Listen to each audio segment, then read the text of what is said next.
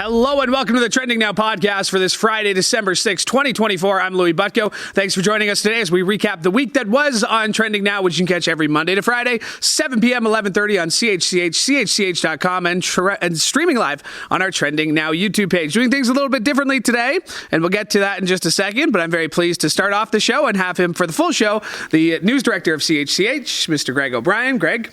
I almost panicked there because I almost forgot your last name. There was like a half second there where I'm like, Greg O'Brien, thanks for doing this. We should mention there were a couple shows that were missed this week.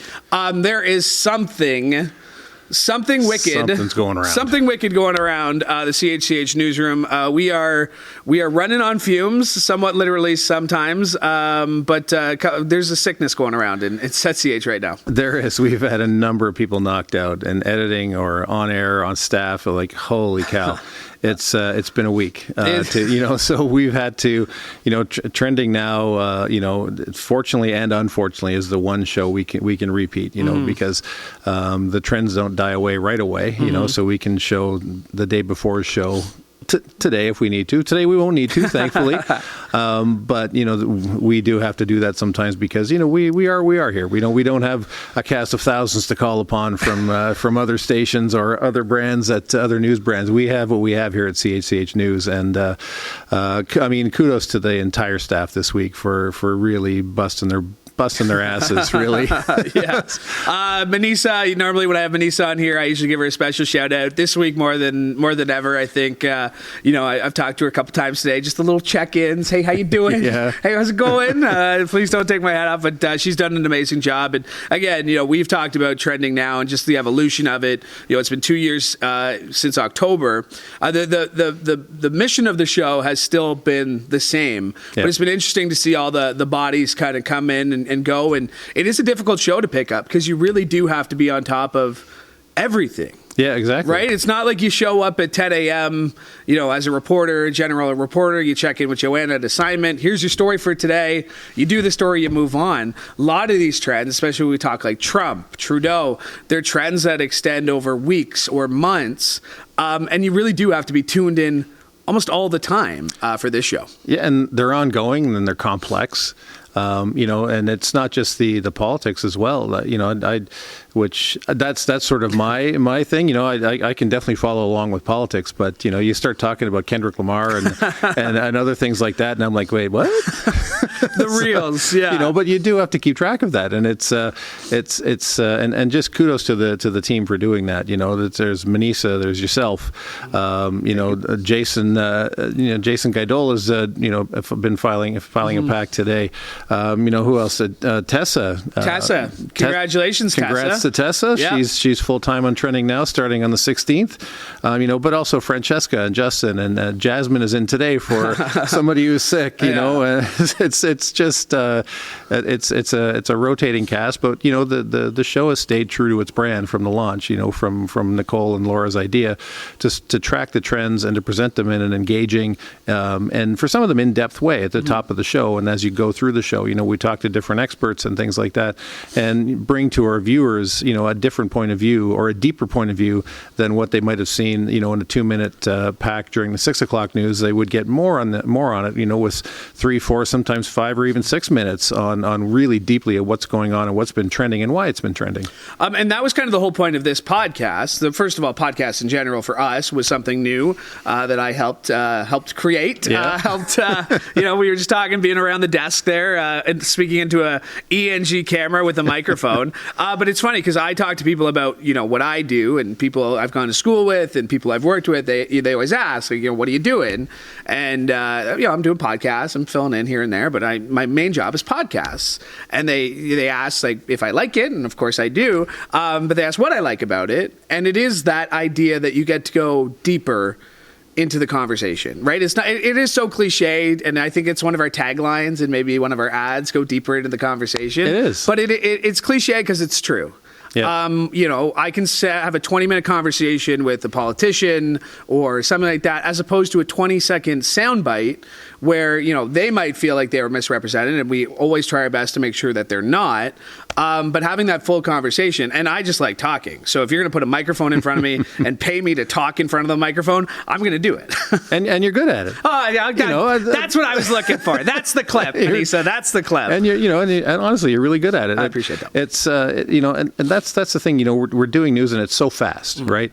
The rest of our news programming is so fast. We got to get this, we got to get this, we got to get this, and we go bang, bang, bang. We get all these clips, and you talk to some people maybe for 5 minutes, but then you use 10 seconds of them. Yeah. When they had a lot more great things to say, but you can't do it in a news pack. So this is a great way to bring it in and get a little deeper.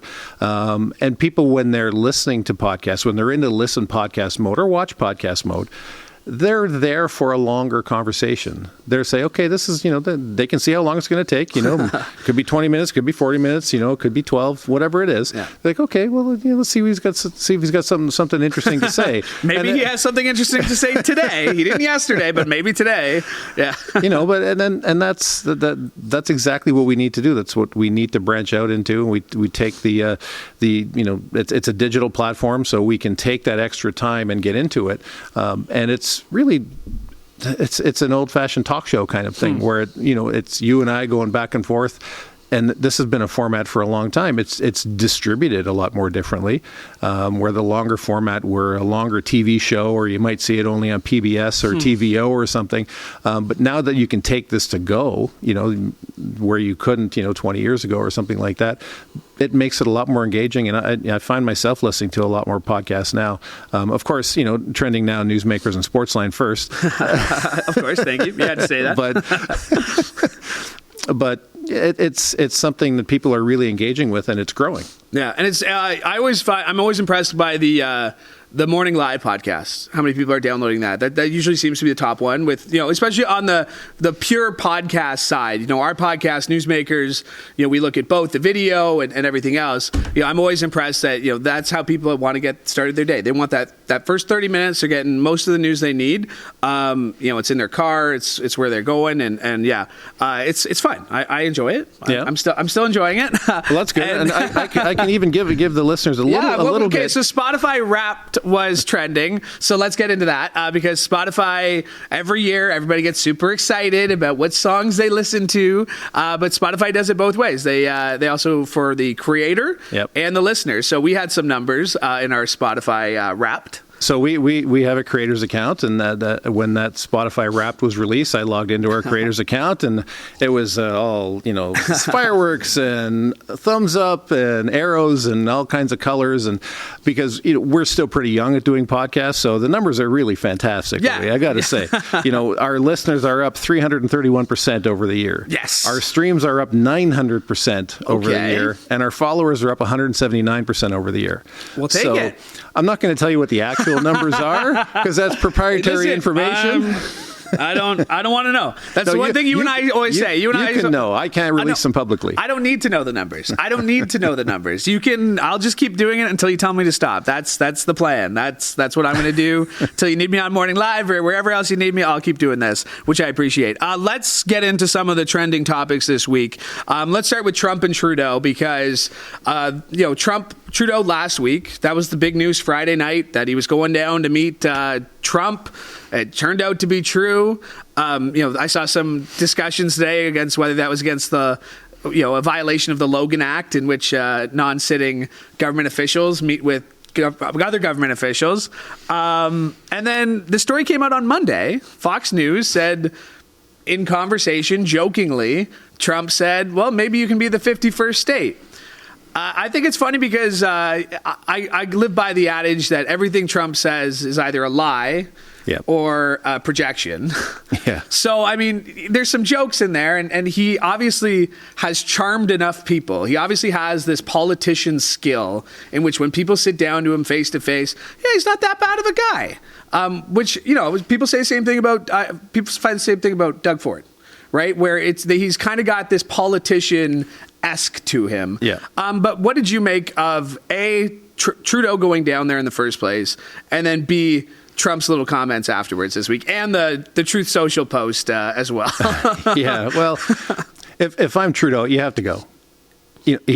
Trump has telegraphed that he's going to, or said lied, who knows, about this 25% tariffs. And so that makes everybody freak out. It made all the provincial premiers freak out. It made the business leaders freak out. So he's got to reach out and he's got to go down there. So I get that. He's got to go in the Golden Palace, kiss the ring, and kiss the ring. That's literally it sounds embarrassing, and it kind of is a little bit. And that's what Trump gets off on. I mean, the guy's a narcissist. That's easy to see. But when you meet folks like that, and thankfully I haven't met too many in my life, they do come off as nice guys when you first meet them.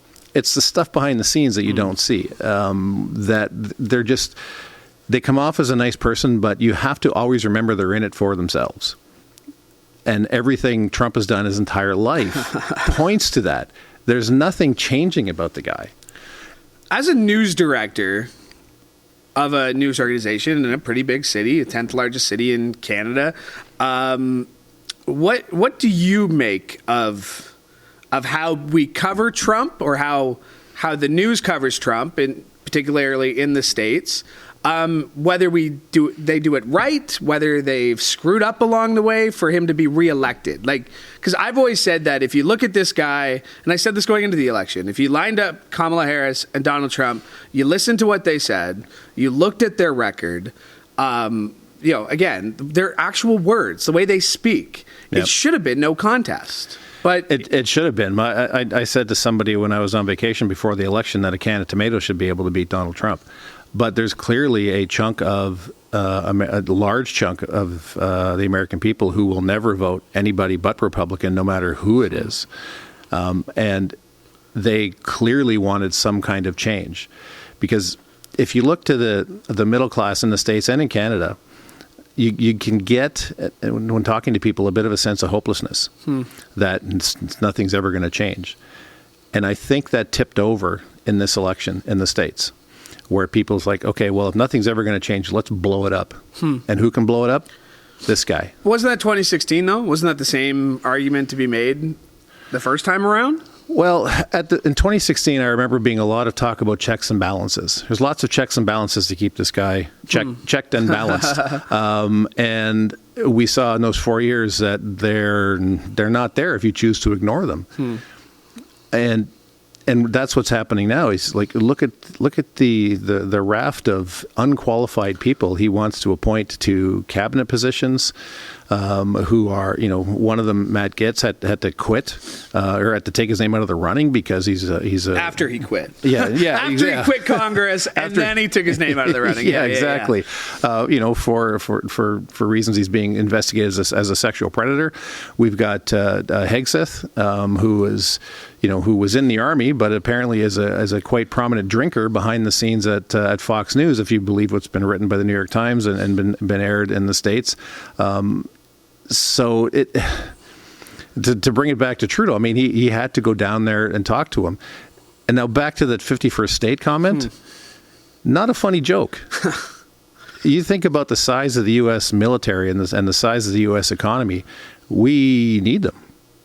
As the Arctic melts, we're a boat ride away from Russia. We need their help. If he starts to think of us as the 51st state, then what's to stop him from, chasing drug cartels or people he just doesn't like into our country using the U.S. Army or Special Forces? To me, that's a real threat. You can't just say it's a 51st state.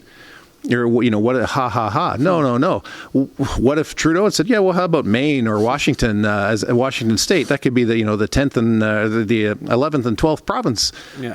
What? There would be huge backlash. And a lot of people in the States wouldn't think that was very funny. Yeah. So I don't think that's very funny at all. And I think you have to take it seriously. And it's scary. The one thing that scares me, there's a lot of things about Trump that scares me. But the one thing I haven't heard him say yet is that this is it, that this is his 4-year term. He hasn't talked, by the Constitution, right? By the Constitution, this is it. You can only be elected president twice.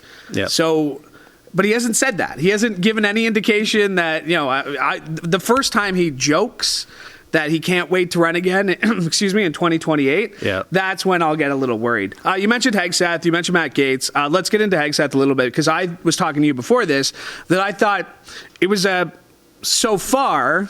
We had Vice President-elect J.D. Vance, which sounds weird to say, but Vice President-elect J.D. Vance a few moments ago said, we're not backing down from this. Hegseth's our guy. We're going to go forward with this. But it seems like, and again, the Fifth Estate is doing its job. Yeah. The New York Times, The Guardian in the UK have all put out these stories about his drinking, sexual assaults, all these things that are following Pete Hegseth. His mom writing him a very mean email, and then advocating for him. It does seem like if democracy is going to hold, and not to get too extreme, if democracy is going to hold in the U.S., good journalism is going to be a huge part of that. Yeah, and you've seen a lot of good journalism, even through the election. There was a lot of complaints about how Trump was covered and how Harris was covered, and vice versa. And even before then, how Biden was covered, and they concentrate on his slip-ups and that sort of thing. But that's fair. That's something you can't just ignore the fact that Biden is an elderly gentleman, and is he capable of serving another 4 years. And they started to observe that about Trump as well. So there seems to be some digging and some good digging into these candidates, which seem to be having some effect on the support they may or may not get when there's confirmation hearings into these folks.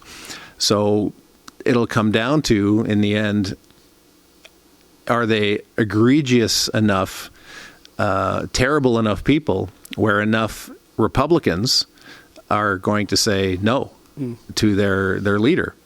I hope there are some out there that will say no. This. I mean, that's why Getz left, I believe, because there were enough Republicans that said, "No bloody way." Yeah.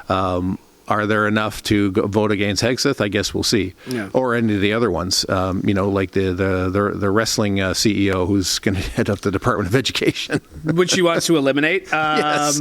Tulsi Gabbard, who wants to be in charge of the National Intelligence. Oh, yeah. Apparently her Senate confirmation hearings, they're requesting that it be behind closed doors because there's so much dirt on her. It's pretty incredible. And again, listening to some of these shows that, U.S. politics, all this stuff, it's, Hegseth on his own is unqualified for this job. Yeah. Hegseth, as someone who served in the military, because you served in the military, does not make you, guys or people before him were commanders or major generals or all these things and decorated veterans. Pete Hegseth served, good for him, never knocking anyone for serving their country, but that was it. And then he became a Fox News host, and I think he's one of 3 Fox News hosts who have been appointed to cabinet positions. So, and then there's the whole Kash Patel thing, which you haven't even got in terms of FBI. the FBI director that thinks the FBI is the deep state and wants to get rid of it too. He wants to close the Roosevelt Building, make it a museum of the deep state. Oh man, it should be interesting. I was just looking at the calendar here. January 6th is 1 month from today. That's when the votes will be. They do the whole thing, and then January 20th is Inauguration Day. Yep. What are you expecting post Trump post-inauguration? Do you think it's going to be drastic day one stuff, or do you think it's going to be, okay, pump the brakes? What do you think? I think the Trump administration is probably hearing from enough border businesses in the United States to say the tariff thing is a bad idea, a really bad idea, because especially for the auto industry.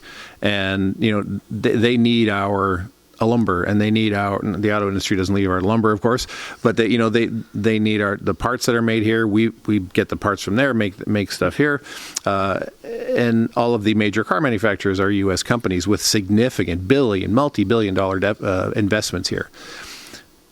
I would imagine sometime before January 20th,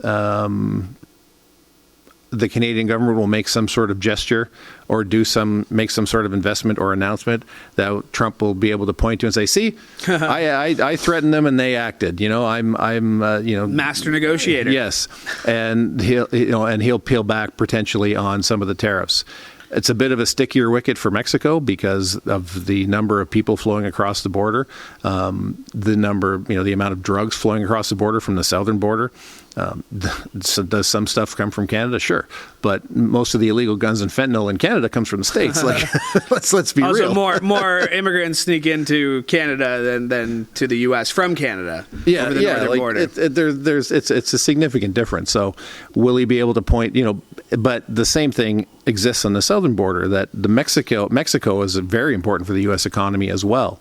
So will the Mexican prime minister make some sort of announcement or to undertake some kind of action to where Trump could also say, see, I made them act too.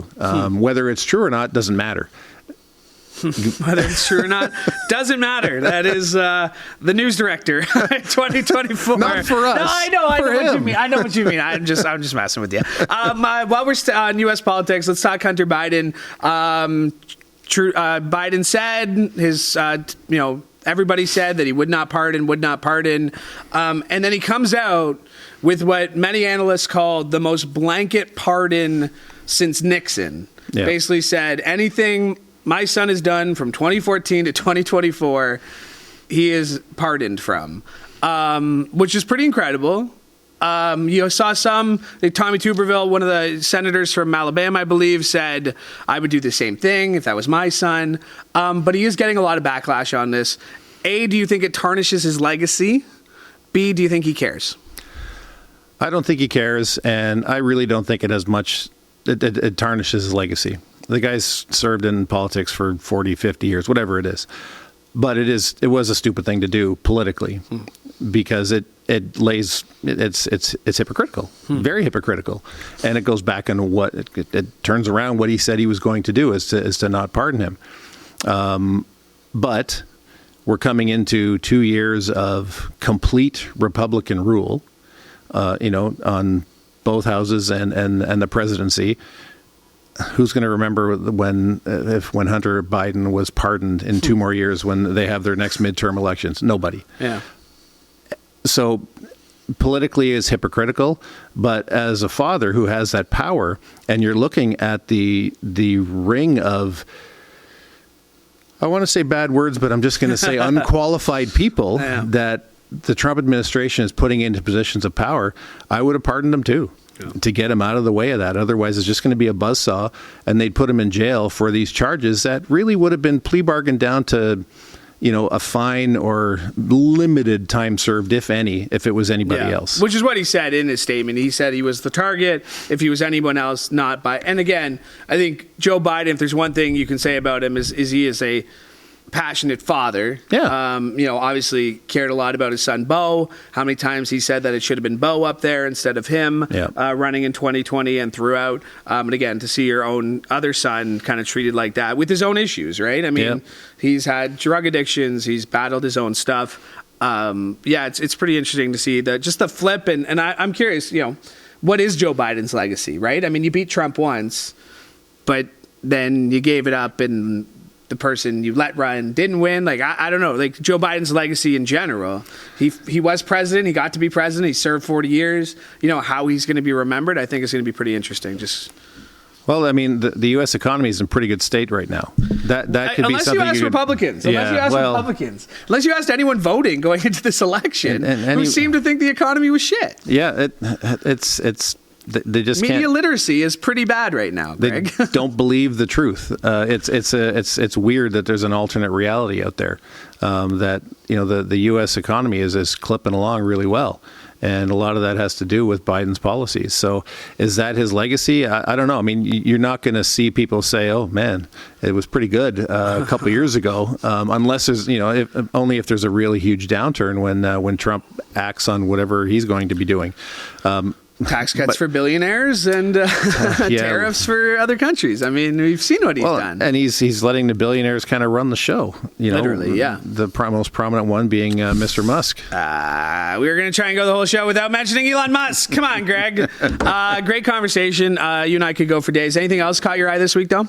I have to rise to the defense. No, that's it. Thanks for doing rise it. to the defense of our friend Manisa. Okay. I thought you were going to mention the Lions. That's the only reason I thought. Oh, well, I can your mention blue the shirt. Lions. Yeah. I got the Blue Lions shirt on. It was a good game last night. It was a good game last night. I'm a little tired this morning, but those Thursday nighters, they get late. They do, and I watch it on DVR too because I had to pick up my daughter at the airport during the game. So I picked her up, I shut my phone off, and then I got home and watched it. Then that Dan Campbell 4th and inches. I just feel like that's going to burn us so soon. I mean, it almost did though. It almost did. It deep or when they turned it over deep in their own territory. But it'll be great when they pound Buffalo and 2 Sundays from now. All right, Greg O'Brien, the news director of CHCH. I have one more thing. Okay. One more thing. Sure. One more thing. I've been very amused by the back and forth between you and Manisa. Thank you. It's all real. There's no faking it. You can't fake that kind of chemistry, Greg. So some people are probably aware in the listenership and the viewership that Manisa was the one identified who didn't know who Cher was. Oh, she's gonna be mad. She's gonna be mad. So I asked Manisa yesterday. Yeah. I said, so if I lived in Sri Lanka or was among your friends, give me an artist who it would be embarrassing that I didn't know their name. Yeah. So she gave me a couple. Okay. That's the names you wrote down. Yes. You showed me the notes before. All right. So who should we be embarrassed that we don't know? So she gave me a couple. There's A.R. Rahman and Anirudh Ravichandran. Okay.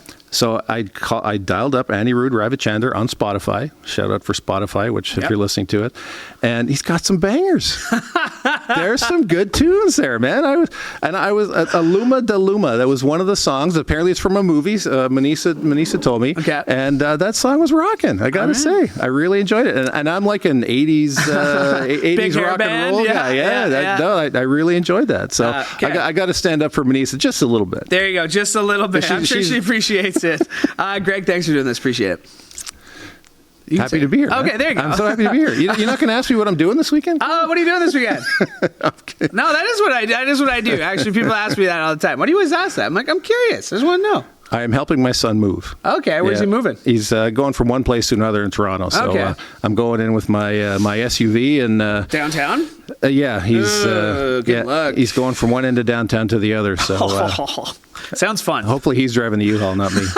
Awesome. Well, thanks for doing this, Greg. Thanks, Appreciate it. All right, my thanks to Greg O'Brien for joining me today. My thanks to you as well, because could not do the show without your support. And hey, while you're here, why don't you like and subscribe to all of our Trending Now social media channels. That includes X and YouTube.